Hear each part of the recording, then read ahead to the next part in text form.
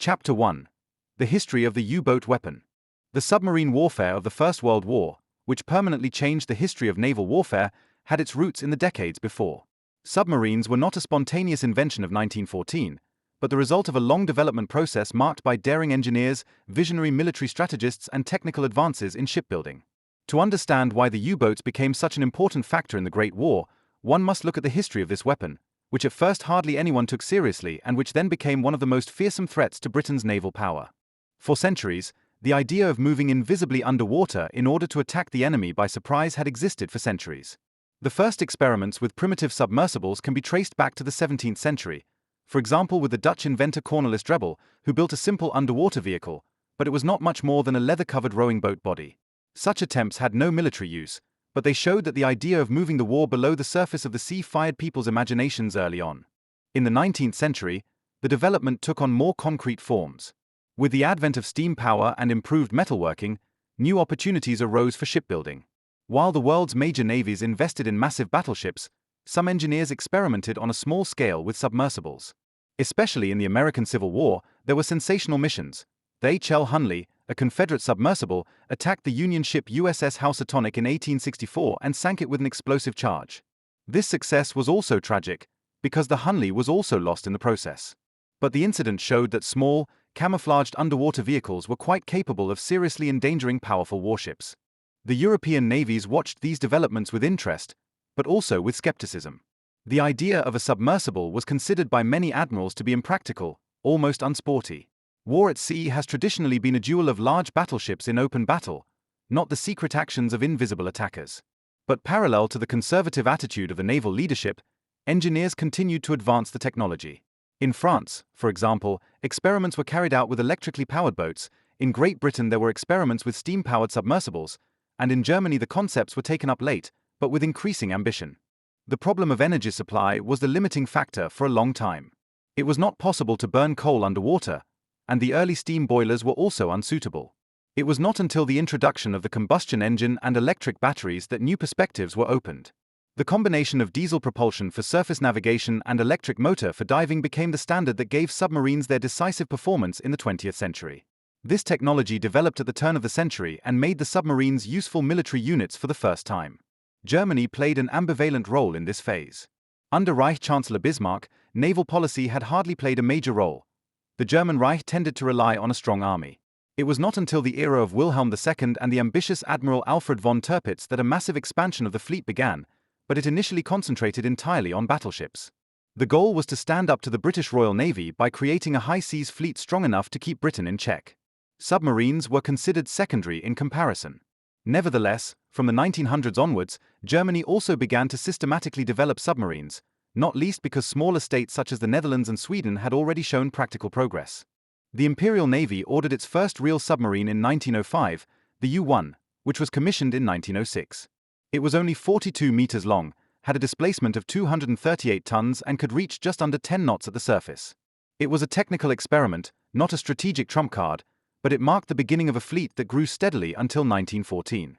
The first German U-boats were mainly used for training and testing purposes, but they laid the foundation for a new type of weapon. The potential has also been recognized internationally. France, Russia, Italy, Great Britain, and the USA built their own submarines. The French Navy in particular was considered a pioneer because it relied on electric propulsion at an early stage. In Great Britain, there was skepticism among the admiral staff, but also pragmatic voices that recognized that submarines could be a valuable addition to coastal protection. Because one thing was clear, a submarine could be dangerous even to large ships due to its invisibility and mobility, even if it was still small and technically vulnerable. Parallel to the technical development, the debate about warfare with submarines also formed. The question arose as to whether it was lawful to attack merchant ships without warning, or whether the classic rules of naval warfare should also apply to underwater weapons. According to traditional international law, a warship had to stop an enemy merchant ship, bring the crew to safety, and only then sink the ship. But how was that supposed to work with a submarine that was vulnerable as soon as it surfaced? This question was already controversial before 1914, and the answer to it was to lead to one of the greatest controversies during the war. When the First World War broke out in 1914, the U-boats were technically operational, but strategically still an unknown quantity. None of the powers involved had precise ideas about how to use them on a large scale. In Germany, they were seen as a supplement to the high seas fleet, perhaps suitable for surprising British warships or blocking enemy ports. In Great Britain, they were initially seen as a threat to their own fleet, not as an instrument for offensive operations. But the first months of the war were to show that the U-boat was far more than a secondary weapon. It was the beginning of a new kind of naval warfare. The prehistory of submarine warfare in the First World War is thus a chapter full of visions, experiments, and skepticism. Engineers had laid the technical foundations, but strategists and politicians had not yet recognized the explosive power of this weapon. It was initially a curiosity on the fringes of the large battleships, but in the course of the war it was to become the central weapon in the battle for the sea routes. The way there began with small, inconspicuous boats like the U-1, and a few years later led to a threat that was to influence the fate of entire nations. Chapter 2. The technical development of U-boats until 1914. The development of submarines up to the outbreak of the First World War is a story of technical experiments, small steps, and sudden breakthroughs. While the large battleships of the time attracted attention with gigantic cannons and thick tanks, a branch of arms grew up in the shadow of naval policy that was initially hardly taken seriously. But in the years before 1914, the submarines had developed from unreliable experimental machines to operational weapons of war, the potential of which was slowly becoming clear even to the admiral staffs. One of the decisive factors for this development was the progress in ship propulsion. Earlier submersibles had been powered by hand or steam engines, but both methods had serious drawbacks. Muscle power was too weak, steam systems too bulky and dangerous if you wanted to go underwater. It was only the combination of combustion engines for surface travel and electric batteries for diving operations that created a practical model. This so-called double drive system was developed at the turn of the century and quickly established itself as the standard. The motors could surface and charge the batteries, which then supplied energy for the electric motors underwater. This allowed submarines to dive only for a short time and at a limited speed, but it was enough to carry out attacks and then resurface at a safe distance. In addition to the propulsion, the hull design was decisive. A submarine had to withstand both the loads on the surface and the water pressure at depth. Engineers experimented with double hulls, in which an inner pressure hull provided the actual stability, while an outer hull gave the hydrodynamic shape. This construction became particularly popular in Germany and was later to prove to be extremely successful. The materials used became increasingly robust, and manufacturing techniques allowed for more precise welding and riveting connections, making the boats more reliable. Armament also continued to develop. At first, submarines were little more than mobile mine layers or torpedo carriers. The torpedo was the decisive weapon that gave the underwater vehicle its striking power. Since the middle of the 19th century, the Austrian Giovanni Luppis had developed the modern self-propelled torpedo together with Robert Whitehead. By 1900, torpedoes were already technically mature. They could run at a stable speed over distances of several hundred meters and were capable of severely damaging or sinking large ships by hitting them below the waterline. U-boats were equipped with torpedo tubes at the front, from which these weapons were launched. At first there were only one or two pipes, but over time their number grew. This meant that the submarine was no longer just a curious vehicle, but a ship that could lead a serious attack. The major navies began to experiment with these new possibilities. France relied early on a submarine fleet and built numerous small boats intended for coastal defense. The USA also invested in the new technology, mainly through private companies such as the Electric Boat Company, the forerunner of the later General Dynamics Group. Great Britain, although initially skeptical, ordered its own submarines and built a whole series, the so-called Holland class, named after the Irish inventor John Philip Holland. Holland had decisively shaped the basic principles of modern submarines: the combination of combustion engine and electric battery, the hydrodynamic hull shape, and the systematic use of torpedoes. Germany entered the construction of submarines comparatively late, but with great consistency. In 1906, the U-1 was launched, a boat that was still considered an experimental vehicle. But in the years that followed, U-2 to U-5 and other series followed, which became increasingly larger, more powerful, and more suitable for combat. The early German U-boats were about 40 to 60 meters long, displaced between 200 and 500 tons, and had a crew of 20 to 30 men. They could reach speeds of 12 to 15 knots on the surface and 8 knots underwater, a remarkable feat for the time. As their range increased, they were able to operate not only near the coast, but also in the North Sea and the Atlantic. There have also been important advances in visual and navigation instruments. The periscope became an indispensable tool. It allowed the commander to observe the sea above the surface of the water without surfacing himself. This allowed him to aim at targets and prepare attacks. The development of reliable periscopes with clear optics and stable mechanics was a big step towards practical usability. Navigation was also improved, although it was still difficult underwater because radio links did not work and mechanical instruments were relied upon. By 1914, the image of the U-boats had changed.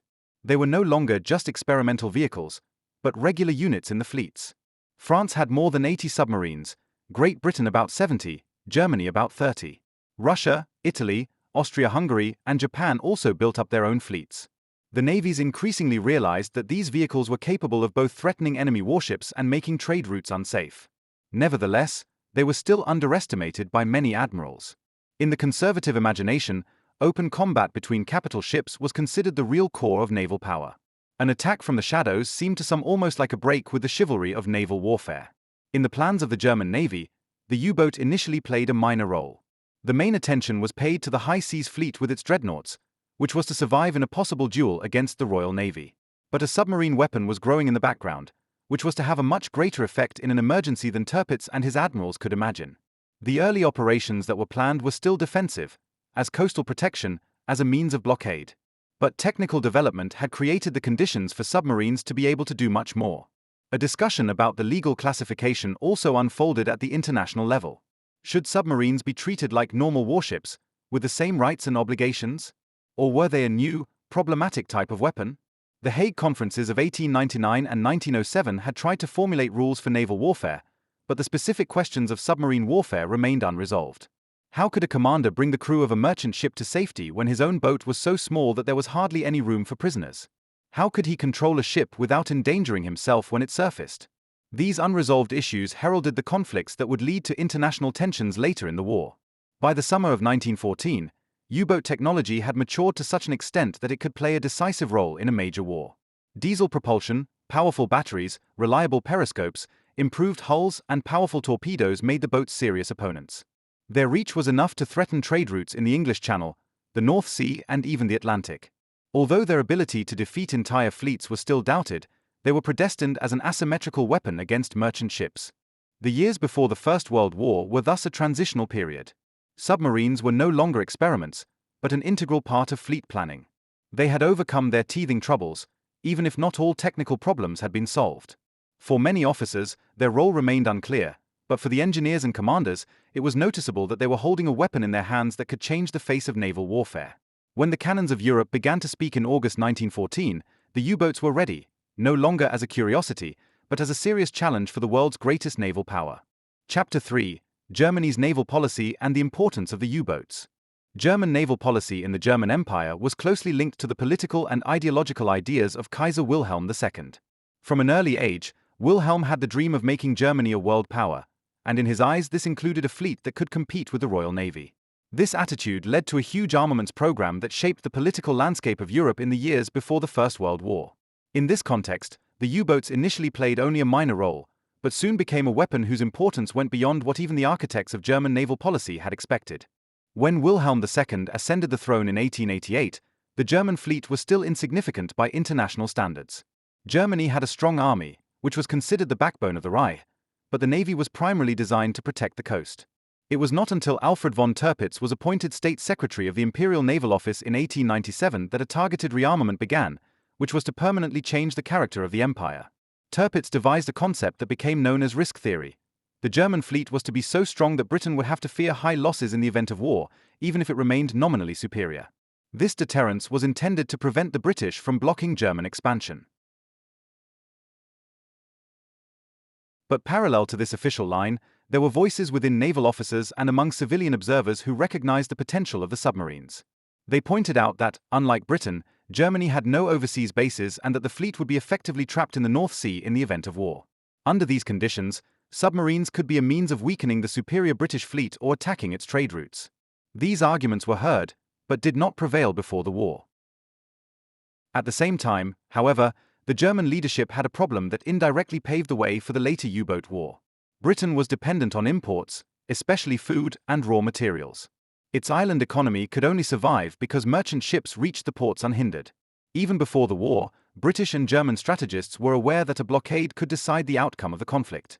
The Royal Navy planned to cut Germany off from its sea routes in the event of war and to starve it economically by sealing off the North Sea and the English Channel. Germany, on the other hand, was looking for ways to break through this superiority. Here, the U-boats offered an opportunity that has not been used consistently so far. When the war began in August 1914, the Imperial Navy had about 30 U-boats at its disposal. Strategically, this was a considerable number, considering that they could operate at short distances and the British Isles were located directly off the German coast. But there was no elaborate strategy for how these boats were to be used on a large scale. The Fleet Command had not planned it as a decisive instrument, but as auxiliary units for reconnaissance and isolated attacks. The naval policy of the Empire had thus created a paradox. On the one hand, a gigantic deep-sea fleet had been built, which was hardly used in the war because the British avoided it. On the other hand, a small, almost neglected submarine fleet had emerged, which unexpectedly became the main weapon due to the special conditions of the war. This shifted the entire logic of German naval warfare. A policy that focused on prestige and battleships became a strategy of covert trade war. The importance of the U-boats was thus not only due to their technical strength, but also to the fact that they gave Germany a weapon that could be used asymmetrically against British naval power. They broke with the traditions of naval warfare and opened up new possibilities of weakening the enemy without facing him in open battle. What hardly anyone had seriously considered before the war soon became one of the central issues of the entire conflict. Chapter 4: First deployments in August 1914. When the First World War broke out in August 1914, the German U-boats were in the starting blocks, without the Fleet Command knowing exactly how to use them most effectively. The Navy had traditionally pinned its hopes on the High Seas Fleet, which was to survive in a major decisive battle against the Royal Navy. But this battle did not come, and it soon became clear that the submarines would play a much greater role than the strategists had previously expected. The first missions of the German submarines were characterized by experimentation, daring and improvised tactics, and they marked the beginning of a new era of naval warfare. In August 1914, the Imperial Navy had about 30 operational U-boats. These boats were small and primitive by today's standards, but they had all the essential features of a modern submarine: diesel propulsion for surface navigation, electric motors for diving, torpedo tubes as the main armament, and periscopes for target acquisition. Their range allowed operations as far as the North Sea and the British coasts, which was a significant advantage given the geographical proximity. The first missions were directed against the British Grand Fleet, the main fleet of the Royal Navy. Germany wanted to check whether submarines were capable of threatening capital ships and sent several boats to patrol the North Sea. However, these early surgeries immediately showed the difficulties. The British ships were fast and well protected, and the U-boats had trouble getting into firing position.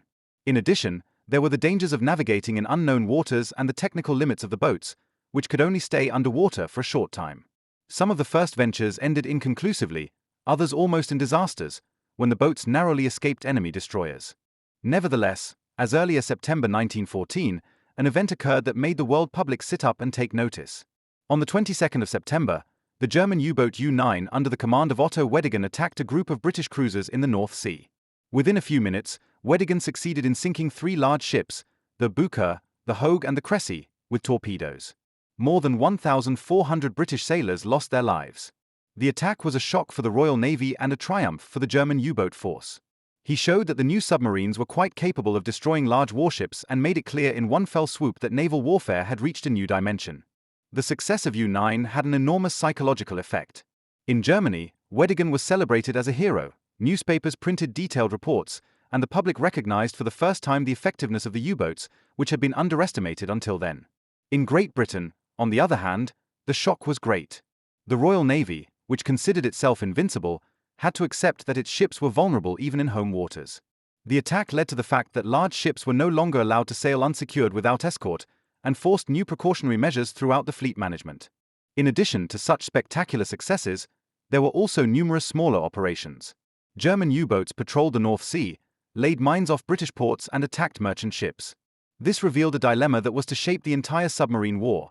The rules of international law required that merchant ships could not be sunk without warning and that their crews had to be brought to safety. But a submarine was too small to accommodate large numbers of sailors, and as soon as it surfaced, it itself risked being attacked. Many commanders were therefore faced with the question of whether they were sticking to the rules and thus limiting their own effectiveness, or whether they were ignoring them and thus risking diplomatic conflicts. In the autumn of 1914, it became apparent that the U-boats could be particularly effective against merchant ships. Some commanders began attacking British freighters and tankers to disrupt supplies to the island. These missions were initially limited, as the Fleet Command still believed in the possibility of a major decisive battle and regarded the U-boats more as an auxiliary weapon. But it soon became apparent that the real strength of the submarines lay not in the attack on the Grand Fleet, but in the trade war. The first deployments also had a formative effect on the crews. Life on board was hard and dangerous. The boats were cramped, stuffy and damp, and the men lived in a confined space, often for weeks in constant tension. Technical breakdowns could lead to sinking at any time, and the danger of being chased by British destroyers was omnipresent. Nevertheless, a strong esprit de corps developed among the U-boat men. They saw themselves as an elite that fought in secret and achieved a disproportionate effect. For the British side, the beginning of the U-boat war was a wake-up call. It was recognized that the previous superiority of the Royal Navy was not sufficient to eliminate the German boats. New tactics had to be developed: destroyers with depth charges, nets off important ports, and later the convoy system. But in 1914, people were still largely helpless in the face of these threats. Every British captain knew that an invisible adversary could lurk in the water, and this uncertainty weakened the self-confidence of the once so superior naval power.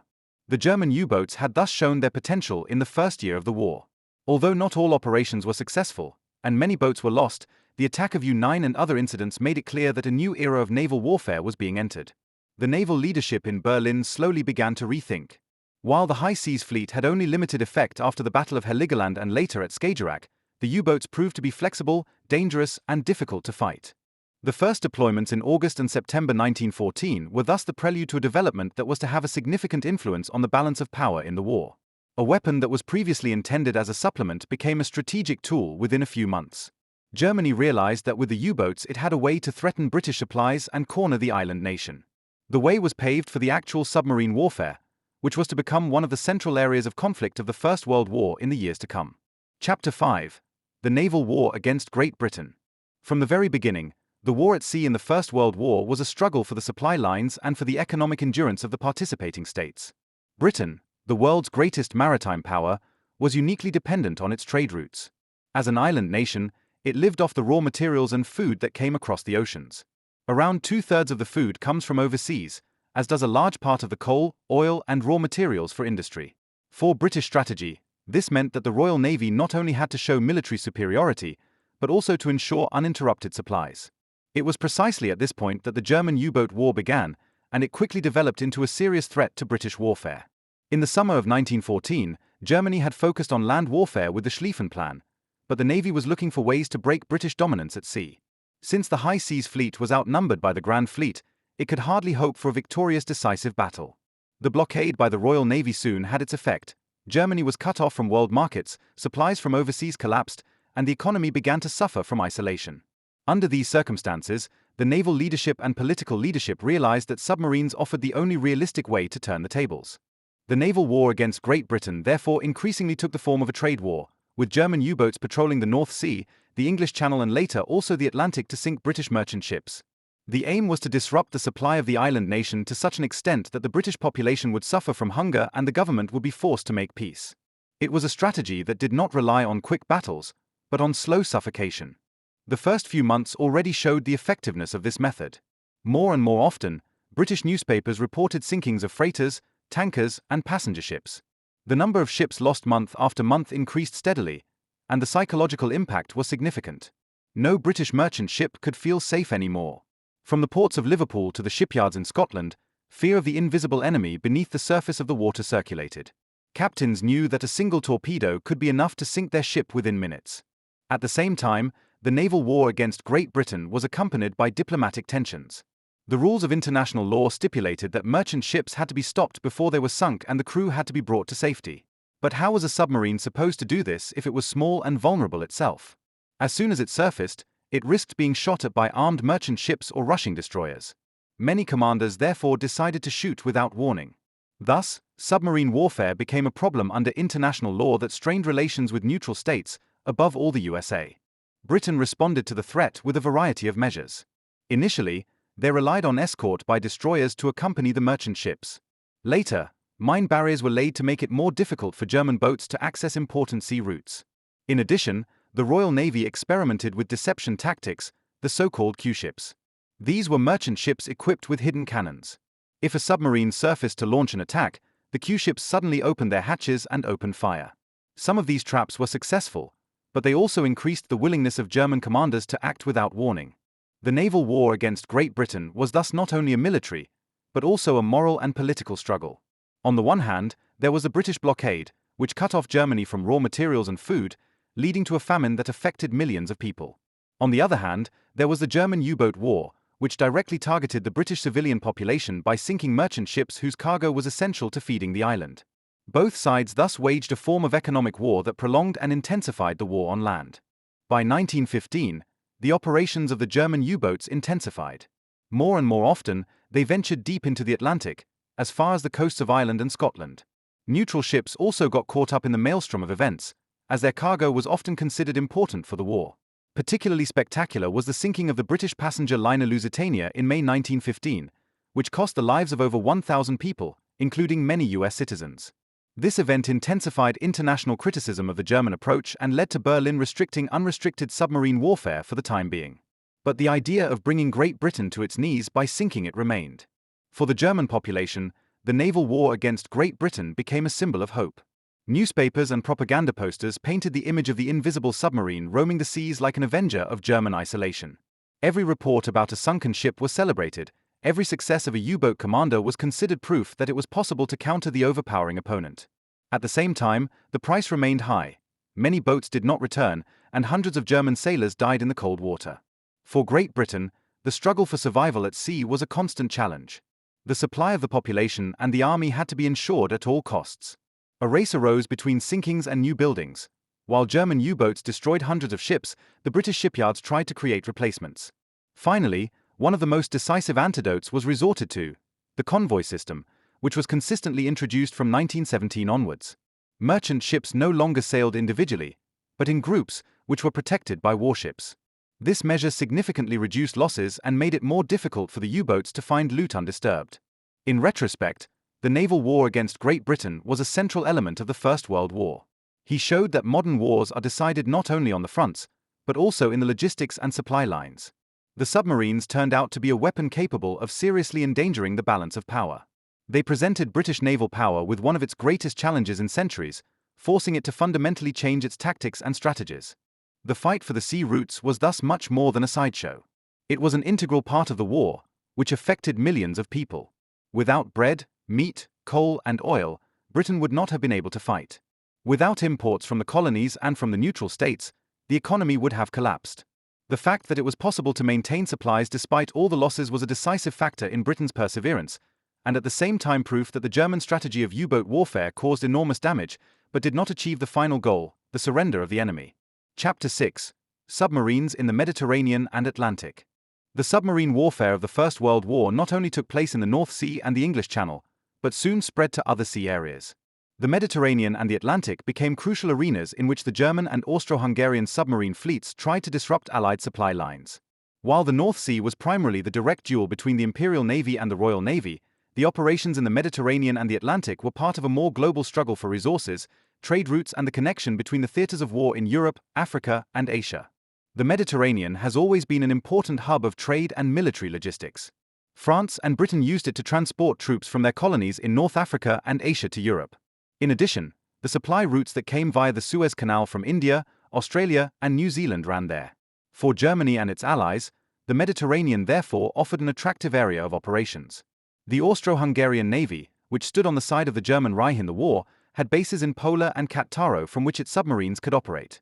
Germany itself sent several boats to the Mediterranean, which were transferred there under difficult conditions, some even dismantled and transported overland to be reassembled in the Allied port. The missions in the Mediterranean differed in some aspects from those in the North Sea. The water was clearer, which increased the visibility of the periscopes, and the climatic conditions put particular strain on the crews. At the same time, the trade routes here were more concentrated and easier to predict. German and Austrian U-boats were able to concentrate on the supply routes between Alexandria, Malta, Marseille, and Gibraltar. Particularly feared were the attacks on troop transports that brought soldiers from the colonies to the Western Front. The area of operations in the Atlantic was even larger. The main aim here was to interrupt the vital supply routes from North America to Great Britain. Early in the war, the German Navy sent individual boats into the Atlantic, but the offensive was only able to unfold its real force from 1915 onwards, and even more so from 1917, when unrestricted submarine warfare began. In the Atlantic, the full potential of the U-boat weapon was shown, because thousands of merchant ships loaded with grain, coal, oil, and ammunition cruised here. The importance of the Atlantic routes could hardly be overestimated. With the entry of the USA into the war in April 1917, the Atlantic became the lifeline of the Allies. Millions of American soldiers and huge quantities of material had to be brought across the ocean. For Germany, there was an opportunity to interrupt or at least slow down the influx of these forces through consistent attacks. In fact, in 1917 and 1918, the U-boat sank hundreds of thousands of tons of shipping space per month, at times so much that Britain was on the verge of defeat. But the success was not sustainable enough, because the Allies were constantly improving their defensive measures and the shipbuilding capacities in the USA and Canada were huge. In the Mediterranean as well as in the Atlantic, the global dimension of submarine warfare became apparent. It was no longer just about the immediate North Sea or the English Channel, but about the major flows of world trade. The U-boats brought the war front to regions far away from the trenches in Flanders or the battlefields on the Somme. They made it clear that the First World War was indeed a world war in which every ocean and every sea could become a potential battlefield. In the end, it turned out that the U-boats caused enormous losses in the Mediterranean and the Atlantic, but could not decisively paralyze the Allies. In the Mediterranean, despite all the sinkings, the supply routes to Egypt and India were preserved, and in the Atlantic, Great Britain managed to maintain supplies with the help of the USA. But the threat was real and shaped the strategies of both sides. Without the bitter U-boat war in these waters, the First World War might have taken a different course, because it brought the Allies to the limits of their logistical capacity several times. In 1915, submarine warfare in the First World War reached a new quality that hardly anyone would have thought possible in the years before. After the first few months had shown that the submarines could be successfully used against British warships and merchant ships, the German leadership decided to take a step that had enormous political and military consequences: the proclamation of so-called unrestricted submarine warfare. In doing so, Germany deliberately broke with the previous rules of naval warfare, which originated in the age of sailing ships and provided for the distinction between combatants and non-combatants. From then on, all ships calling at British ports were to be attacked and sunk without warning, regardless of whether they were warships, merchant ships, or passenger ships. On February 4, 1915, the German Reich declared the waters around the British Isles a war zone. Any enemy or neutral freighter navigating this area had to expect to be torpedoed without warning. This announcement immediately sparked international protests, especially from neutral states such as the United States and the Netherlands. Germany was accused of trampling on international law and expanding the war against innocent civilians. Berlin justified the step by pointing to the British blockade, which in turn was a form of warfare in violation of international law, as it also affected neutral ships. The submarine war thus became not only a military, but also a moral and diplomatic conflict. However, unrestricted submarine warfare brought not only military successes, but also diplomatic catastrophes. The most famous example was the sinking of the British passenger steamer Lusitania on May 7, 1915. The ship, which was on its way from New York to Liverpool, was torpedoed by U-20 under the command of Walter Schweiger off the south coast of Ireland and sank within 18 minutes. More than 1,100 people were killed, including almost 120 Americans. The shock was enormous worldwide. In the United States, the event triggered a wave of indignation. President Woodrow Wilson protested sharply and threatened consequences if Germany did not change its practice. In the following months, Germany therefore had to make a partial retreat. Under strong pressure from the US, Berlin declared that passenger ships would no longer be attacked without warning. They tried to find a balance between military clout and diplomatic consideration. Unrestricted submarine warfare was not completely ended, but its radical form was restricted. Many German naval officers were disappointed by this, because they firmly believed that only an uncompromising offensive could really bring Britain to its knees. For the British side, unrestricted submarine warfare was an enormous challenge. Patrols were intensified, new destroyers were built and minefields began to be systematically laid. At the same time, experiments were carried out with the aforementioned Q-ships, which served as camouflage traps against submarines. Nevertheless, it was not possible to reduce the losses decisively. Britain has seen its merchant fleet decimated month after month. The supply situation worsened noticeably, even though the island was not on the verge of collapse thanks to its large reserves and global resources. The year 1915 thus stands for a turning point in the U-boat war. The initial phase of cautious deployment was over, and it was replaced by an uncompromising offensive that challenged international law and destroyed the foundations of traditional naval warfare. At the same time, it became apparent how difficult it was to reconcile such a strategy with political realities.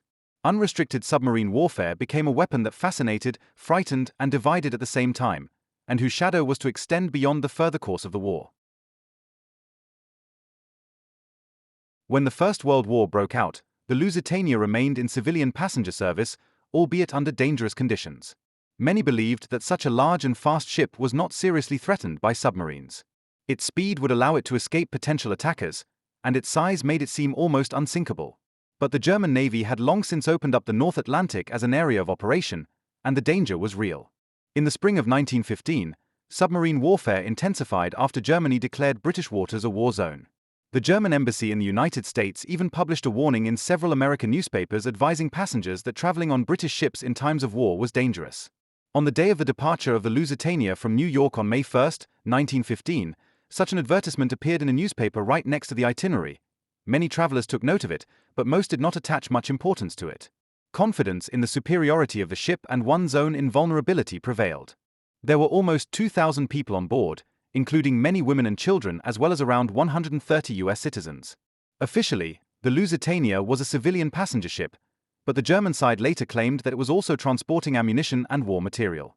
In fact, it is documented that there were several thousand boxes of cartridges and shrapnel in their hold, not heavy weapons, but nevertheless material that could be used for military purposes. For the German naval leadership, this was reason enough to regard the ship as a legitimate target. On the 7th of May, the Lusitania reached the south coast of Ireland and approached the port city of Liverpool. U-20 was already lurking there under the command of Captain Lieutenant Walter Schweiger. Schweiger had already sunk several smaller ships in the days before and was looking for more loot. When he saw the huge passenger ship through his periscope, he knew that he was in for a special moment. He decided to attack even though he knew that the sinking of such a large civilian ship would cause international outrage. The news of the disaster spread at lightning speed. In Great Britain it triggered shock and outrage, in the USA a wave of indignation. Newspapers reported extensively on the fate of the victims, and pictures of drowned women and children dominated the headlines. Germany was portrayed as a barbaric aggressor who had killed innocent civilians without warning. President Woodrow Wilson felt compelled to send sharp diplomatic notes to Berlin calling for an immediate end to such attacks. In Germany itself, the reaction was divided. On the one hand, the Navy celebrated the success of U-20, which had managed to sink a symbol of British naval supremacy. On the other hand, the diplomatic damage was obvious. Many in the Reich leadership realized that the attack had brought the United States closer to the Allies. Although America did not yet enter the war, the mood among the population shifted noticeably against Germany. The drama of the Lusitania thus had far-reaching consequences. It showed the brutality of modern naval warfare, in which the distinction between soldiers and civilians became increasingly blurred. It made it clear that the war was decided not only on the fronts in Flanders or Galicia, but also on the oceans, where invisible opponents could destroy entire fates in minutes. And it permanently changed the international climate by tearing the United States out of its neutral distance and paving the way for its eventual entry into the war. Even decades later, the Lusitania remained a symbol. Historians debated the question of whether the second explosion was caused by ammunition, whether the German warning was sufficient, or whether the British Admiralty had deliberately taken risks to turn the United States against Germany. Regardless of these details, the fact remains that the sinking of the Lusitania was one of the most dramatic incidents of submarine warfare in World War I. It illustrates the cruelty of a conflict in which technical innovation and human suffering were inextricably linked. The sinking of the Lusitania on the 7th of May, 1915 was not only a human tragedy and a military event, but it also sparked a diplomatic crisis of global political significance. Especially in the United States, the sinking of the passenger steamer led to a storm of indignation that shook the country's hitherto neutral stance. But other neutral states also reacted with protests, and in many European capitals the German submarine war was condemned as a barbaric breach of the rules of civilized warfare. In the USA, the news of the sinking of the Lusitania had triggered a shock wave. More than 120 US citizens had died in the disaster, including wealthy businessmen, families with children and well-known personalities. Newspapers throughout the country reported on the victims for days, printed photos of grieving relatives and painted a picture of Germany as a merciless aggressor. In particular, the fact that women and children had drowned in the sea struck a chord with public opinion. The sympathy that had previously existed for the German Reich in parts of American society dwindled rapidly. A heated debate broke out within the United States. While German Americans tried to awaken understanding for the situation of the Reich and to point out the British blockade, many politicians and opinion leaders demanded decisive action. Former President Theodore Roosevelt spoke openly of the need for the US to defend its honor and enter the war. Wilson, however, stuck to his policy of restraint. He did not want to act hastily, but relied on using diplomatic pressure to persuade Germany to give in. In Germany itself, international criticism was received with a mixture of defiance and concern. Many newspapers celebrated the success of U-20 as proof of the effectiveness of the German Navy and emphasized that the British themselves were responsible for the suffering of the civilian population through their blockade. At the same time, it was clear to those responsible in Berlin that the diplomatic consequences could be serious. In particular, the relationship with the USA was considered key, because an entry of the United States into the war would have decisively changed the balance of power. In order to defuse the situation, Germany finally gave in. In the so-called Arabic Promise of August 1915, Berlin declared that passenger ships would no longer be attacked without warning. After further incidents, the Sussex Pledge followed in 1916, in which Germany promised not to sink merchant ships without warning unless they tried to flee or resist. These concessions were a direct success of American diplomacy, but at the same time a setback for the German naval leadership, which saw its submarine strategy restricted. Chapter 10: U-boat warfare in 1916, between offensive and restraint. The year 1916 was marked by a constant back and forth in the U-boat war between the military urge to go on the offensive and the political compulsion to exercise restraint. In the previous 2 years, the German Navy had demonstrated the effectiveness of the U-boat force, but the consequences of the sinking of the Lusitania and the diplomatic entanglements with the United States had shown how dangerous unrestricted warfare could be. Berlin was in a quandary. On the one hand, only the uncompromising use of the submarines seemed likely to break British naval supremacy and seriously endanger the supply of the island nation. On the other hand, such a policy threatened to provoke the USA into entering the war, which would finally turn the balance of power against the German Reich. This promise led to the fact that submarine warfare was significantly restricted in the further course of 1916. For the naval officers, this was a bitter pill to swallow. Many commanders found it almost impossible to operate according to the rules. A submarine that surfaced to control a merchant ship and bring its crew to safety made itself vulnerable. Commanders had already experienced several times that supposedly unarmed freighters suddenly pulled out cannons from camouflage or made radio calls that led British destroyers to the ground. The observance of the prize law was hardly practicable under the conditions of modern naval warfare. At the same time, dissatisfaction with the British blockade grew in the German Reich. The famine years made themselves felt, food became scarce, and the population began to feel the hardships of the war in everyday life. Bread was rationed, substitutes came into circulation, and the moral burden increased. Many voices in the Reichstag and in the public therefore called for a determined offensive at sea to bring Great Britain to its knees. Above all, the naval leadership under Admiral von Holtzendorff pushed for a return to unrestricted submarine warfare. But in 1916, the concerns of the Reich leadership and the Kaiser prevailed. They did not want to lose the United States and stuck to the Sussex Promise. Instead, attempts were made to continue submarine warfare within the framework of the new restrictions. This led to a kind of half-hearted warfare that neither had the hoped-for strategic effect nor satisfied the commanders. Although German U-boats sank a significant number of ships in 1916, the pressure on Great Britain was not great enough to tip the balance. A certain shift resulted from the simultaneous development on the land fronts. The battles of Verdun and the Somme tied up enormous forces, and the war threatened to end in a grueling battle of material with no prospect of a quick decision. In this context, the U-boat war seemed to many in Berlin to be the one weapon that could perhaps force a breakthrough after all.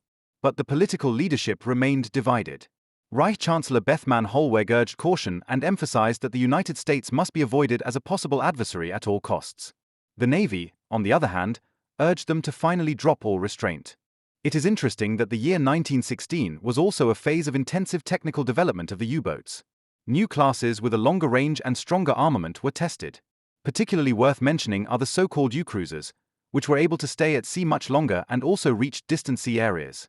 These boats opened up prospects for operations as far as the Atlantic and even to the American East Coast. But as long as the political leadership did not allow an offensive, its use remained limited. The restraint of 1916 ultimately led to tensions within Germany. There was a growing public feeling that an opportunity was being missed, while the British maintained their blockade undisturbed. Newspapers and nationalist circles accused the government of hesitation and weakness. Naval officers criticized behind closed doors that politics was paralyzing military possibilities. At the same time, there were also warning voices that reminded us that the war had long since taken on global dimensions and that US entry into the war would strategically isolate Germany. The international situation further exacerbated the dilemma situation. Great Britain intensified its defensive measures, and the first convoy ideas were discussed, even if they had not yet been systematically implemented. France and Italy pushed for more support from the Royal Navy in the Mediterranean, where German and Austrian submarines also caused losses. It was clear to the Allies that the U-boat danger would not disappear as long as Germany existed. It was also clear to Germany that the U-boats could only develop their full effect if they were given a free hand. In retrospect, 1916 appears to be a year of transition. It was a phase in which the potential of the submarines had long been known, but the political leadership was still reluctant to use it consistently. This hesitation led to a kind of strategic stalemate. The Navy could not strike the decisive blow, but the Allies could not completely banish the submarine threat either. Both sides were waiting for the next level of escalation, which was finally to be reached in 1917. The U-boat warfare of 1916 illustrates the tension between military logic and political responsibility. For the Navy, restraint was synonymous with defeat. For politicians, the offensive was synonymous with suicide.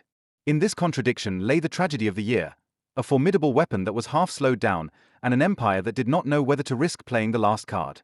So 1916 remains the year in which submarine warfare continued, but without the radicalism that had previously made it notorious and that was soon to characterize it again. It was a year of waiting, wrestling, and inner conflict, which acted as a prelude to the dramatic decision that Germany made at the beginning of 1917, the return to unrestricted submarine warfare with all its opportunities and risks.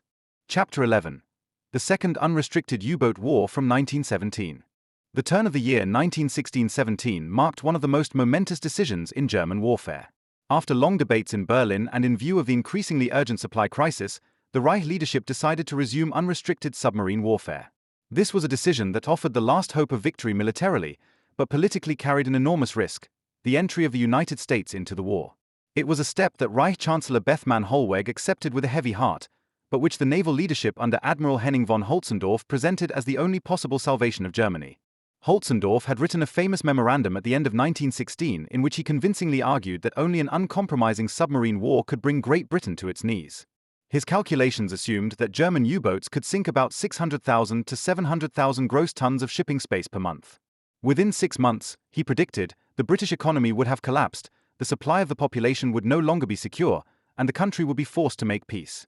Even if the US were to enter the war in response, it would intervene too late to prevent the decisive collapse. This argumentation finally convinced the Emperor and the General Staff. On the 31st of January, 1917, Germany officially announced the resumption of unrestricted submarine warfare, effective from the 1st of February. For Germany, this was initially a triumph.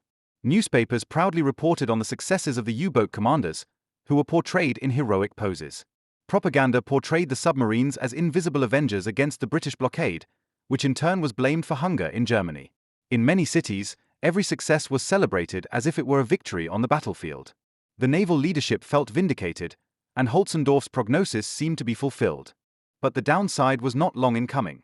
Predictably, the United States reacted to the resumption of all-out war with the sharpest rejection.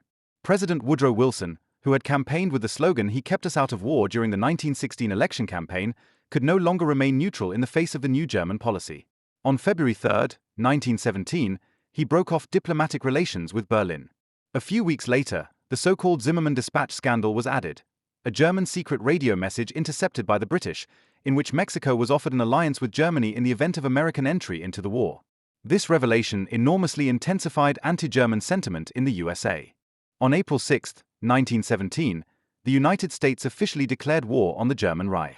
In doing so, Germany had accepted the risk that Bethmann Hollweg had feared, and it materialized faster than the optimists of the naval leadership had hoped. Now not only the enormous economic resources of the USA, but soon also its army and navy were on the side of the Allies. Although American soldiers were not to arrive in Europe in large numbers until 1918, the prospect of this increase in power alone was an enormous moral gain for the Allies.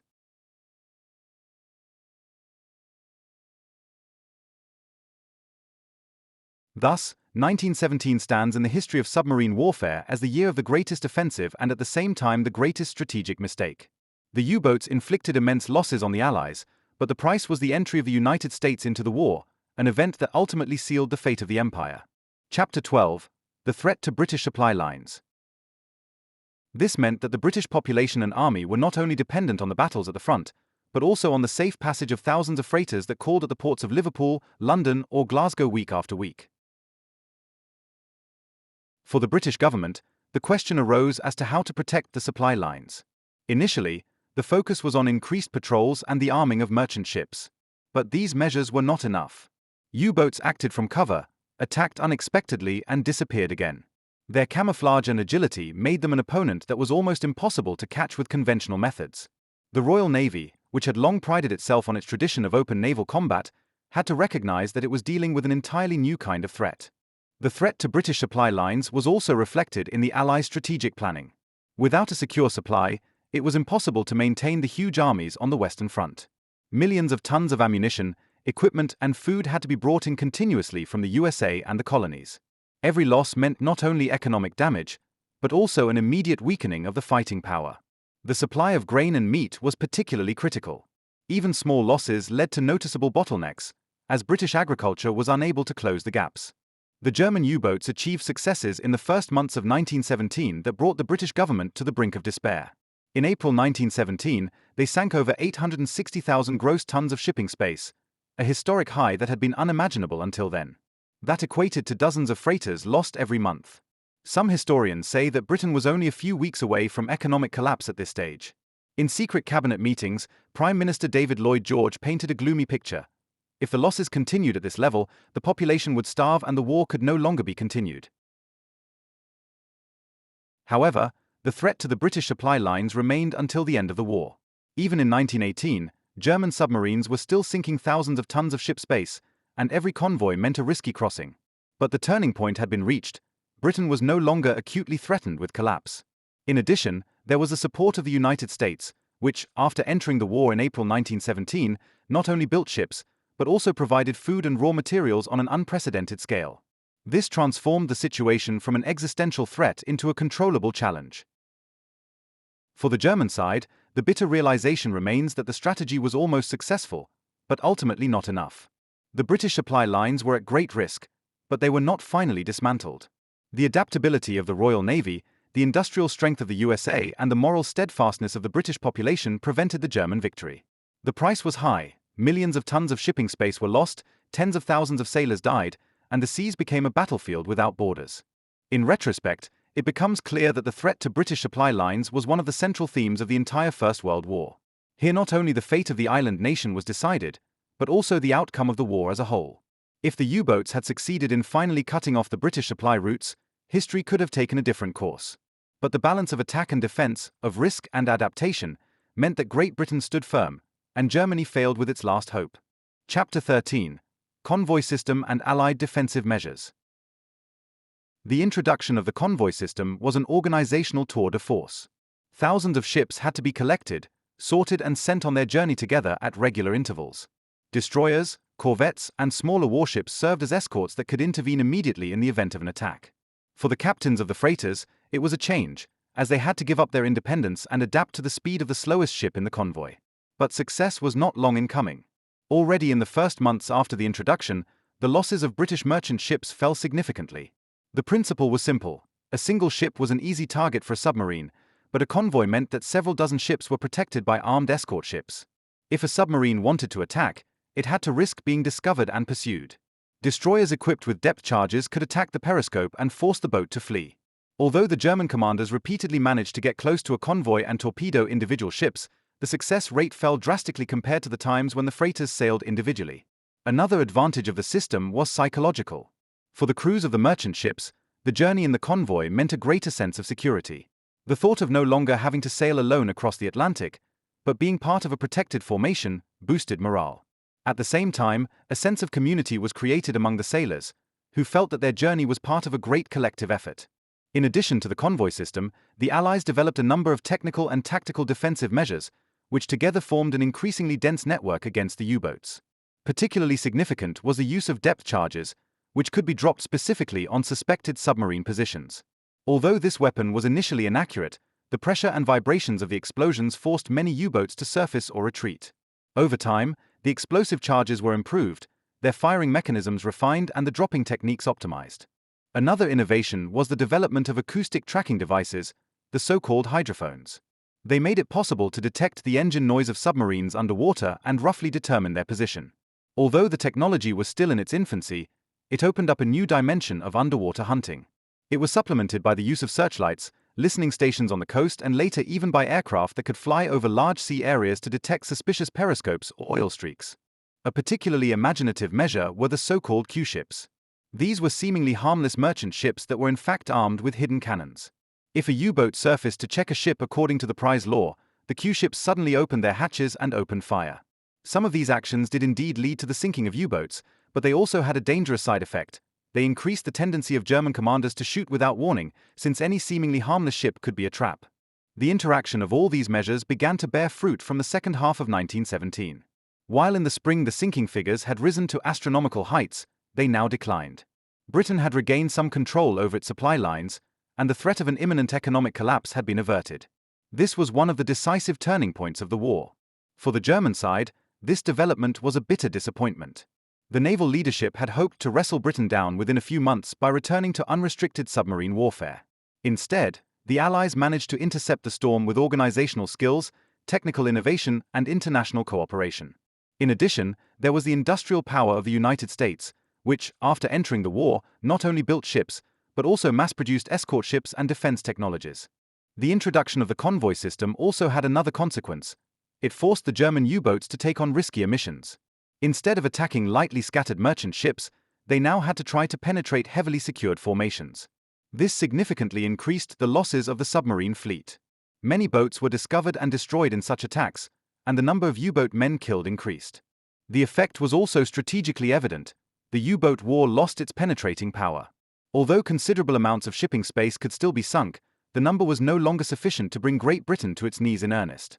Instead, imports stabilized, and the British population was able to hold out despite deprivation. In retrospect, the introduction of the convoy system is considered one of the decisive turning points of the First World War. Without this measure, the German strategy might have succeeded, and Britain would actually have been forced to make peace. But with convoys, depth charges, listening devices, and aerial reconnaissance, the U-boat became a weapon that remained dangerous, but was no longer decisive for the war. The chapter on Allied defensive measures thus shows the adaptability and ingenuity of the Entente. What at first seemed like an unstoppable threat could be contained through a combination of discipline, organization, and technology. For Germany, this meant the failure of its last great hope of victory. The U-boats had terrified the seas, but they could not finally tear the British supply lines apart. Chapter 14. The U.S. entry into the war. The entry of the United States into the First World War in April 1917 was an event of world historical significance that decisively changed the balance of power between the Allies and the Central Powers. The central trigger was the German decision to resume unrestricted submarine warfare, although Berlin knew that this would provoke the United States. Nevertheless, the naval leadership believed that Britain could be brought to its knees so quickly by the sinking of merchant ships that America would no longer have time to intervene effectively. This calculation proved to be a serious error. In the United States, attitudes to war were characterized by restraint until 1917. President Woodrow Wilson had campaigned in the 1916 election campaign with the slogan "He kept us out of war," and thus got the vast majority of Americans behind him, who saw no direct reason to intervene in the European conflict. Although sympathy for Great Britain and France was great among large parts of the population, not least due to cultural ties and economic interests, the desire to view the war as a European problem was just as strong. Wilson himself had the vision of acting as a neutral mediator at the negotiating table and creating a new peace order. However, the German submarine war increasingly called this attitude into question. The sinking of the Lusitania in 1915 had already shocked the American public, and further attacks on ships carrying U.S. passengers increased the pressure on Washington. The Sussex Promise of 1916, in which Germany had promised not to attack passenger and merchant ships without warning, had calmed the situation for a while. But with the decision of the 31st of January, 1917 to resume unrestricted submarine warfare, Germany blew up this fragile agreement. On February 3, 1917, Wilson responded by breaking off diplomatic relations with Berlin. At that time, the mood in the USA had already started to move, but the entry into the war was not yet a done deal. It was only the combination of several events that led Congress to vote in favor of war a few weeks later. The decisive moment was the so-called Zimmermann Dispatch.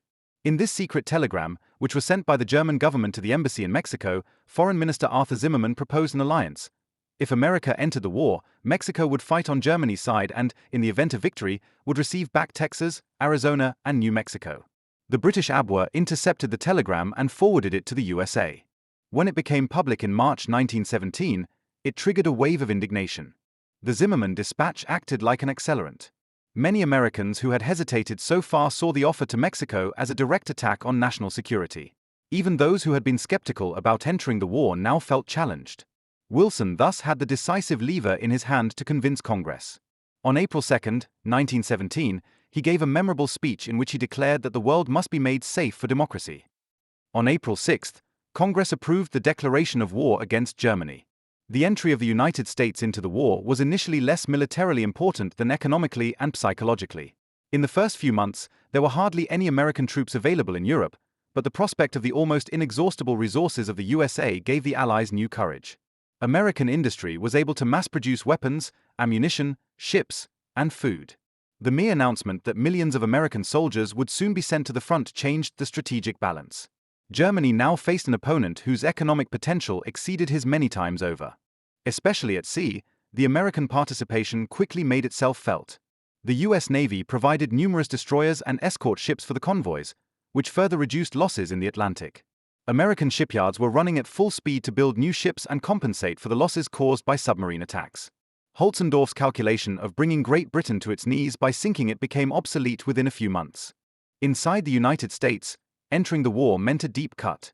For the first time in its history, the US mobilized an army on a large scale for a war on another continent. The Selective Service Act introduced conscription, and within a few months, hundreds of thousands of men were drafted. At the same time, propaganda and information campaigns were launched to unite the population behind the war. Posters advertised with slogans such as "Remember the Lusitania" and called on people to subscribe to war bonds or work in arms factories. For Germany, the American entry into the war meant a strategic nightmare. It had been hoped that the war in the West would be decided before the arrival of American troops, but the Allies held their ground. The submarine warfare, which had initially so dramatically endangered the British supply situation, lost its effect due to the convoy system and American help. At the same time, the danger grew that the US would intervene massively not only materially, but also in terms of personnel. When hundreds of thousands of American soldiers actually arrived on the Western Front from 1918 onwards, it became clear how disastrous the German strategy of 1917 had been. However, the entry of the USA into the war also had a moral and ideological dimension. Wilson portrayed the conflict as a struggle between democracy and autocracy. The United States not only entered an existing war as another power, but it declared that it was fighting for a new world order. This claim gave the war a new legitimacy in the eyes of many and further weakened Germany's position on the international stage. In retrospect, it can be seen that the entry of the USA was the decisive turning point in the First World War. Without American support, Britain might indeed have collapsed under the pressure of the submarines. With the USA, however, the Allies received a partner that had the staying power that Germany no longer had. German hopes of forcing a quick victory through submarine warfare were dashed by the reality of American power. Thus, April 1917 stands as a turning point in the history of U-boat warfare. The attempt to wrestle down the enemy through uncompromising severity did not lead to success, but drew a new, overpowering opponent into the war. The entry of the USA sealed the fate of the German Reich, even if it would take more than a year before the war actually came to an end. Chapter 15. Technology and Everyday Life on Board the U-Boats. The fascination as well as the horror of submarine warfare lie not only in the strategic decisions or the major political consequences, but also in the technical conditions and the experiences of the men who endured for months in the cramped boats. Everyday life on board was characterized by confinement, stench, danger, and permanent tension. To understand what submarine warfare really meant, you have to put yourself in the world of these submarines, which were still a comparatively young weapon in the First World War. The German U-boats of that time were technical marvels, but also primitive and imperfect machines. A typical U-class boat was about 65 to 70 meters long, had a diameter of little more than 5 meters and offered space for a crew of 30 to 40 men. The space was used down to the last detail. Machines, batteries, torpedo tubes, provisions, and personal belongings of the men were crowded into a very small space. There was no separation between living and working areas. Everywhere there was a crowd that can hardly be understood today. The submarines were powered by two systems: diesel engines for surface travel and electric motors for submersion. The batteries that made electric operation possible had to be recharged regularly, which meant that the boats sailed for many hours a day with the diesel engines on the surface. This made them vulnerable, as they could be detected by enemy ships or aircraft. Only when danger threatened or an attack was imminent did they go underground. Underwater, the range was severely limited. Usually a boat could only stay submerged for a few hours before the air became stuffy and the batteries were exhausted. The armament consisted mainly of torpedo tubes. 4 to 6 tubes were installed at the bow and stern, and the boats carried between 8 and 12 torpedoes, depending on the type. This weapon was precise, but sensitive. Malfunctions were not uncommon, and so it happened that a torpedo did not explode or even ran in circles and threatened one's own boat. In addition, many U-boats had a deck gun, usually with a caliber of 88 or 105 mm. This made it possible to fight smaller merchant ships without the use of expensive torpedoes or to fire the catch shot at an already damaged target. For the men on board, life in the submarine was an ordeal. Sleeping places were scarce, often 2 or 3 sailors shared a bunk in shifts. The stench of diesel, sweat, oil and damp clothing hung heavy in the air. Fresh water was scarce, which meant that the men could hardly wash themselves for weeks. The food supplies consisted of canned food, bread, potatoes, and cured meat. In the first few days after the departure, there was still fresh fruit or vegetables, but soon the food became monotonous and permeated by the humid air. Rats and cockroaches were constant companions. The service on board was dangerous and characterized by permanent tension. At any time, an enemy ship could surface, a depth charge could fall, or a technical defect could put the boat's life in danger. The thought of being trapped hundreds of kilometers away from home, in a steel cylinder under the surface of the water, accompanied the men constantly. Many suffered from lack of sleep, anxiety dreams, and exhaustion. Nevertheless, there was a strong cohesion in most crews. Comradeship was essential for survival, because everyone was dependent on the other. The commanders played a key role. Not only did they have to be tactically skilled, but they also had to possess psychological strength to guide their men through long and dangerous undertakings. Some of them were stylized as heroic figures whose names were celebrated in their homeland. But the glory could be deceptive. Even the slightest mistake, a wrong decision to surface, or an unfortunate encounter with a destroyer could kill the boat and its entire crew. A U-boat mission usually began with the departure from the bases on the North Sea or in the Mediterranean. As soon as the boats reached their areas of operation, they began to hunt down merchant ships. The attraction and difficulty lay in the invisibility. The periscope was the only eye to the outside world, and the commander had to decide within seconds whether to risk an attack. If he appeared too early, the target could escape. If he waited too long, he ran the risk of being discovered. The actual torpedo attack was a moment of maximum concentration. The distance, speed, and course of the target had to be calculated precisely. A small mistake could cause the torpedo to miss its target. However, when a hit is scored, there was great cheering on board, even though the men knew that they had just extinguished human lives. After that, the most dangerous phase usually began, the retreat. As soon as a ship was torpedoed, destroyers rushed to attack the submarine with depth charges. Such a chase could last for hours, during which the boat dived deeply, stopped all the engines and waited in complete silence, while explosions shook the hull and the men sought support against the walls. Everyday life was characterized by routine and at the same time by constant danger. Hours of watching, monitoring the machines, loading torpedoes, waiting for a target, all this determined the rhythm. In between, there were moments of boredom, which were bridged with card games, reading, or conversations. But the monotony could be interrupted at any time by a sudden attack. Despite all the hardships, there was also a certain pride in being part of the submarine force. Many sailors felt that their work was special because they served in a new, almost mystical weapon. The thought of gliding invisibly through the seas and meeting the mighty enemy from the shadows gave the service an aura of specialness. Propaganda at home helped to reinforce this image. Posters showed proud submarines sending British ships into the depths and presented the crews as heroes of modern war. But the reality was harder. Of all branches of the armed forces in the First World War, the U-boat men had the highest losses. About 40% of the German U-boat crews died. Many boats disappeared without a trace. For the relatives, this meant endless waiting, often without ever receiving certainty about the fate of the men. The everyday life and the technology on board the submarines make it clear that the war underwater was a world of its own. He combined state-of-the-art technology with archaic hardness, human camaraderie with constant death in mind. It was a life of confinement and darkness, where every day could be the last adventure. It is precisely this mixture of technical fascination and human suffering that still shapes the image of submarine warfare in the First World War today. The submarine warfare of the First World War was not only a story of technical innovations and strategic concepts, but also a story of people whose lives took place in the narrow steel tubes of submarines. Commanders and crews were at the heart of this weapon, and their fates reflect all the tragedy, courage, and suffering of this particular chapter of war history. The submariners belonged to an elite within the Navy, revered and feared at the same time, but they too were mortal men who walked only a fine line between fame and death. One of the most famous commanders was Otto Weddigen, who achieved world fame as early as 1914 with his boat U-9. On the 22nd of September, 1914, he achieved a feat that went down in the annals of naval war history. Within a few hours, he sank 3 British armoured cruisers, HMS Aboukir, HMS Cressy, and HMS Hogue, off the Dutch coast. More than 1,400 British sailors lost their lives. The news spread like wildfire and made Weddigen a national hero overnight. In Germany, he was showered with medals, celebrated in the newspapers as a modern naval hero and revered by the population like a star. But his fame did not last long. In March 1915, Weddigen and U-29 were rammed and sunk by a British battleship. The entire crew died with him. His fate was typical of many commanders: a rapid rise to fame and glory, followed by a sudden, cruel end in the depths of the sea. Lesser-known commanders and their crews also had fates that exemplify the war underwater.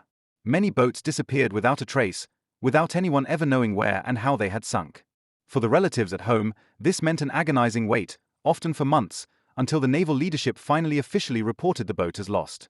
There were no graves, no places of remembrance, only the endless sea that had swallowed up the men. The strain on the crews was immeasurable. They lived for weeks in cramped spaces, without daylight, without fresh air, constantly threatened by depth charges or technical defects. Many fell ill as a result of the bad air or suffered from nervous tension. Nevertheless, there was a strong sense of community among the men. They were dependent on each other, everyone had their task, and survival depended on trust in their comrades. Stories of selfless help, of men who reloaded torpedoes or repaired the machines at great risk, are just as much a part of the fates as the cruel losses. At home, on the other hand, service on the U-boats was glorified. The propaganda portrayed the men as indomitable heroes who challenged the overpowering opponent with courage and skill. In reality, it was young men, often barely older than 20, who fought and died in inhumane conditions. Today, their fates are memorials to how much war devours not only machines and strategies, but above all people. At the end of the war, the results were devastating. Of the approximately 375 German U-boats that were used in the course of the war, more than 200 were lost. Thousands of U-boat men never returned. Their fates remained in the shadow of the great battles on land for a long time, but they are an equally important chapter in the history of war. Because they show that behind every technical innovation, behind every military strategy, there are human lives who pay the price. Chapter 17: Submarine Bases and Logistical Challenges. The submarine warfare of the First World War would not have been possible without a complex network of bases, shipyards, and supply facilities. Behind the missions, which are often portrayed in the history books as heroic hunts on the high seas, there was a huge logistical machinery that maintained the boats, supplied them with ammunition, and prepared the crews for new voyages. The success or failure of many undertakings depended not only on the courage of the men or the tactics of the commanders, but also on the ability to make these floating machines regularly operational. The most important German U-boat bases were located on the North Sea coast. Wilhelmshaven, Kiel, and Cuxhaven formed the central bases from which the boats set sail for their operations in the North Sea, the English Channel, or the Atlantic. Kiel was also a center of submarine construction. This was where the shipyards were located, where new boats were launched, and where engineers, technicians, and sailors concentrated to master the increasingly complex technology. But the North Sea ports had a disadvantage. The way out into the open sea areas was long and dangerous, as British patrols and mine barriers monitored the entrances. The bases on the occupied Belgian coast therefore became strategically invaluable. After the conquest of Antwerp, Bruges, and Ostend in 1914, the German Navy used the ports of Zeebrugge and Ostend as outposts. From here, the route to the English Channel area and the Atlantic was considerably shorter, and the U-boats could reach their operational areas more quickly. Bruges became the organizational center, from which a canal system provided direct access to the sea. These Belgian bases quickly developed into strongholds of submarine warfare. They were greatly expanded, receiving bunkers, workshops, fuel depots, and accommodation for the crews. In addition to the bases on the North Sea, the Adriatic Sea also played a role. In Pola, the most important military port of Austria-Hungary, several German U-boats were moored, which sailed from there into the Mediterranean. Cat Taro, now Kotor in Montenegro, was also an important base for joint operations of the Austro-Hungarian and German fleets. The logistical conditions in these southern ports were more difficult than in Germany, as supplies and spare parts had to be brought in over long distances. But they made it possible to attack supply routes to Italy, Greece, and Egypt. The logistics of a submarine mission were highly complex. A boat had to be thoroughly serviced before each trip. Engines, batteries, and torpedo tubes had to be checked, fuel tanks filled, and provisions for weeks stowed. The batteries alone posed a particular challenge. They were prone to defects and their maintenance required constant attention. In addition, the torpedoes had to be carefully maintained, as misfires or mismanagement could have fatal consequences. The boats usually carried 8 to 12 torpedoes, and each one was a highly sensitive piece of technology that had to function perfectly. The supply of fuel was another key task. Diesel oil in large quantities had to be provided and stored safely. In times of scarce raw materials, this was an increasing challenge. Food for the crews also had to be stowed on board in large quantities. Because of the limited space, supplies were stored in every free corner, often in aisles or even near the machines. Fresh food was only available for the first few days, after which the men lived on canned food, cured meat, and rusks. In addition to the material aspects, the care of the crews was also part of the logistical tasks. After weeks of driving in confinement, stench, and danger, the men urgently needed rest. In the bases, there were accommodations, hospitals, and leisure facilities that served to maintain morale. At the same time, replacements had to be available, as many crews suffered losses or men were absent for health reasons. The training of new sailors and officers was therefore a constant process that was carried out in parallel with the ongoing war. The Allies were aware of the importance of the German U-boat bases and tried several times to neutralize them. In addition to the already mentioned attack on Zeebrugge, there were repeated attempts to make the harbors impassable by mine barriers. The British Navy laid dense minefields in the North Sea, which became known as the so-called North Sea Barrier. The aim was to prevent or at least severely limit the escape of the U-boats into the Atlantic. Many German boats fell victim to these barriers, others had to take long detours, which reduced the effectiveness of the operations. The logistical challenges of submarine warfare show that this weapon was not only a matter of technique and tactics, but also of organization, planning, and resources. Without functioning bases, an efficient shipbuilding industry, and an efficient supply system, the boats would not have been able to operate. The war underwater was therefore also a war of engineers, technicians, and workers in the ports, who created the conditions for the operations in the background. In retrospect, it becomes clear that the German submarine bases on the Belgian coast and in the Adriatic Sea significantly increased the range and effectiveness of the fleet.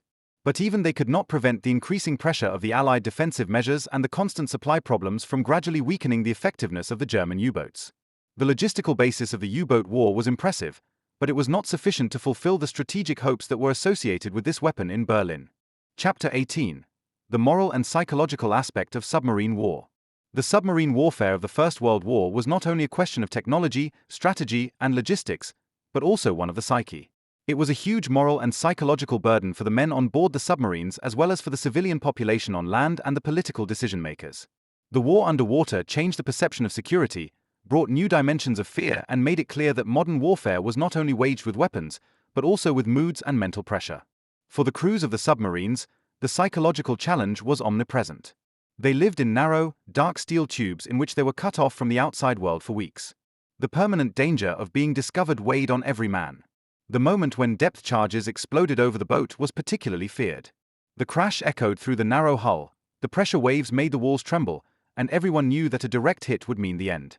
Many men later described how in such situations it became difficult to breathe, the hands trembled and the nerves were tense to the point of tearing. Nevertheless, they had to remain outwardly calm in order to fulfill their tasks. The constant lack of sleep and fresh air exacerbated this burden. The stuffy atmosphere, the roar of the machines, and the confinement led to irritability and tension within the crews. Comradeship was therefore essential for survival. Each man had to trust the other, as a single mistake could ruin the whole team. Commanders had an enormous responsibility not only to make tactically wise decisions, but also to support the morale of their men. A commander who panicked or hesitated endangered the entire boat.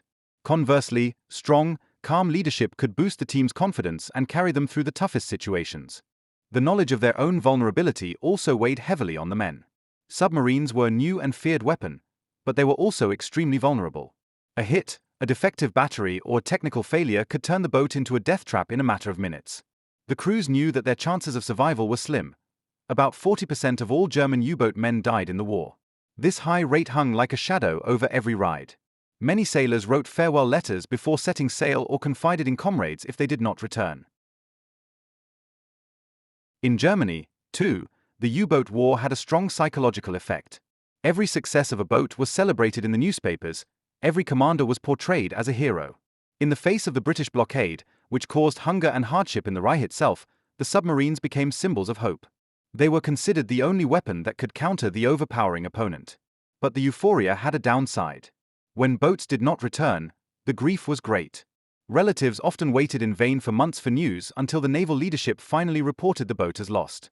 The lack of graves and concrete farewell rituals made the loss particularly difficult. The sea swallowed the men without a trace, and for their families there was only silence. The moral dimension of submarine warfare also lay in the question of the legality of this form of warfare. The breach of international law, the sinking of civilian ships without warning, and the killing of women and children called into question Germany's moral legitimacy.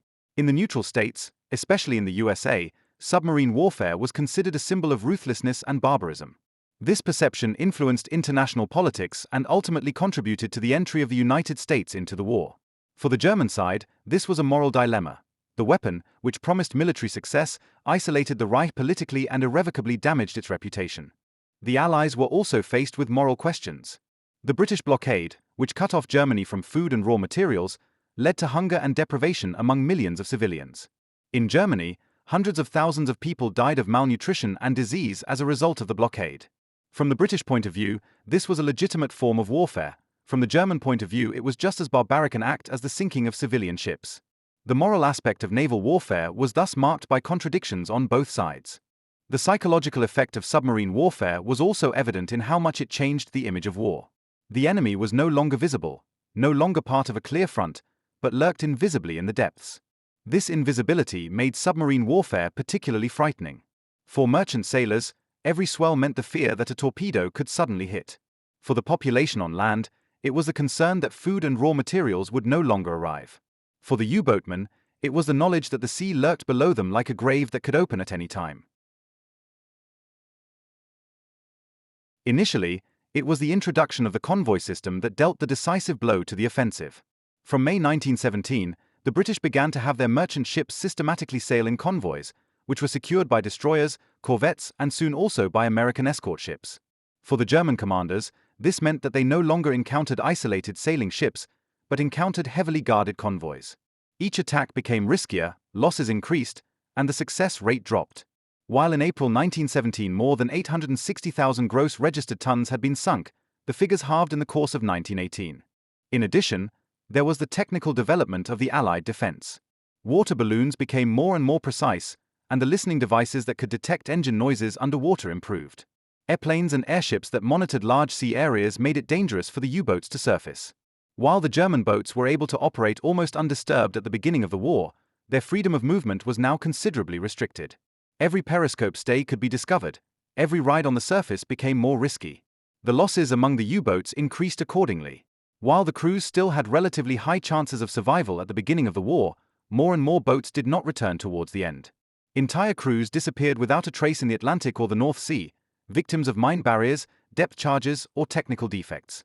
The statistics show that of the approximately 375 German U-boats deployed, more than 200 were lost, a devastating ratio that ultimately bled the weapon dry.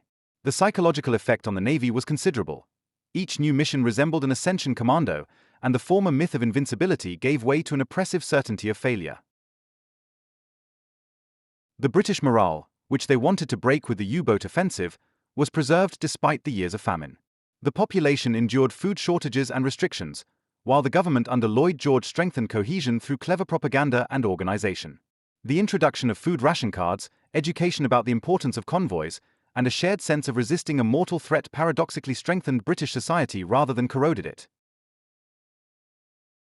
The decline of the offensive also had an impact on morale within the U-boat force. Many commanders, who had been full of energy at the beginning of the war, now felt that their missions were hopeless. Nevertheless, some went to their deaths with unbroken courage, others began to doubt the meaningfulness of their actions. In the last months of the war, there were cases of refusal to obey orders or crews who gave up their boats without a fight. The legend of the indomitable submariner began to crack, and the reality of senseless dying came to the fore. Chapter 20: Record and Aftermath of Submarine War. At the end of the First World War, the German U-boat force was at the center of an ambivalent balance. On the one hand, it had achieved achievements that were unprecedented in the history of naval warfare. Millions of tons of shipping space had been sunk, the British economy had been brought to the brink of collapse at times, and the entire world had to recognize the power of this new weapon. On the other hand, however, submarine warfare had failed to achieve its strategic goal. Great Britain was not defeated, the blockade remained in place, and the entry of the United States into the war turned the German offensive into a defeat in the end. The human balance was equally staggering. Of the approximately 375 German U-boats that were used in the war, more than 200 were lost. Almost 30,000 German U-boat men were killed, one of the highest casualty rates of all military units in the war. For their relatives, there was often only silence, as many boats disappeared without a trace. The British and French merchant navies, on the other hand, lost countless sailors, most of whom served on freighters without much protection and were defenseless against the invisible attacks of the U-boats. The U-boat war was thus not only a conflict between steel and technology, but a mass grave for sailors on both sides. Politically, the U-boat war had far-reaching consequences. This was most evident when the United States entered the war in April 1917. Without unrestricted submarine warfare, it might have been possible to keep the United States out of the conflict.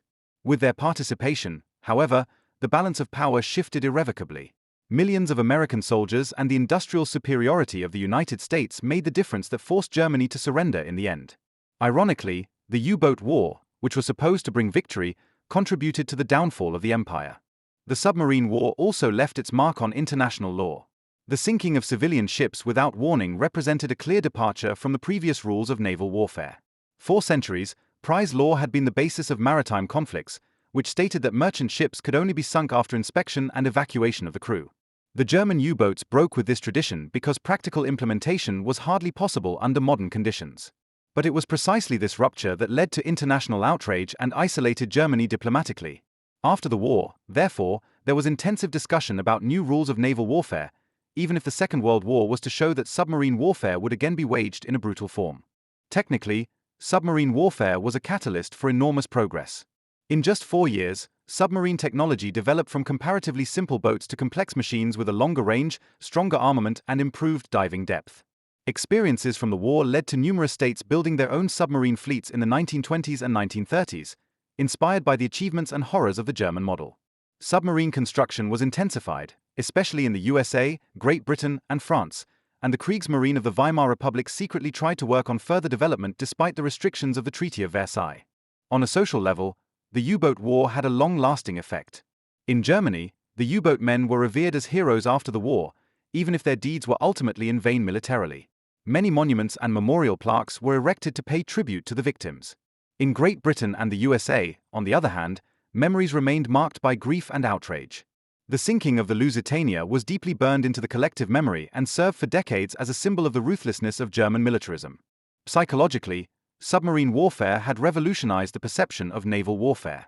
For the first time, the sea was no longer just an arena of open battles, but also an invisible battlefield where the enemy could strike from the depths at any time. This invisibility gave submarine warfare a new dimension of horror.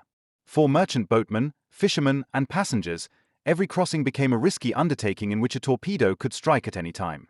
For the population on land, it meant the experience of hunger and insecurity that had rarely been felt so directly in previous wars.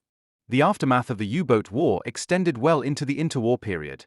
In the Versailles peace negotiations, Germany was forbidden to build and own submarines, but German engineers secretly continued the work, often abroad, to circumvent the restrictions. The shadow of the First World War thus lay over the naval policy of the 1920s and 1930s. When unrestricted U-boat warfare was waged again during the Second World War, the experience of 1914 to 1918 was directly drawn on, both on the German and Allied sides. In the overall balance, the submarine war of the First World War shows itself to be a double-edged sword. It was one of the most innovative and at the same time cruelest forms of warfare of the time. He demonstrated the power of modern technology, but also its limits in the face of the adaptability of the opponent. It brought Germany short-term successes, but in the long-term political isolation and strategic defeat. Its aftermath shaped not only the further development of naval warfare, but also international law, war memory, and the military culture of the 20th century. Thus, the submarine war from 1914 to 1918 remains a cautionary example of how new weapons can change the rules of warfare, and how easily the hope of quick victories in a world of global networks can turn into the opposite. In the end, there was not triumph.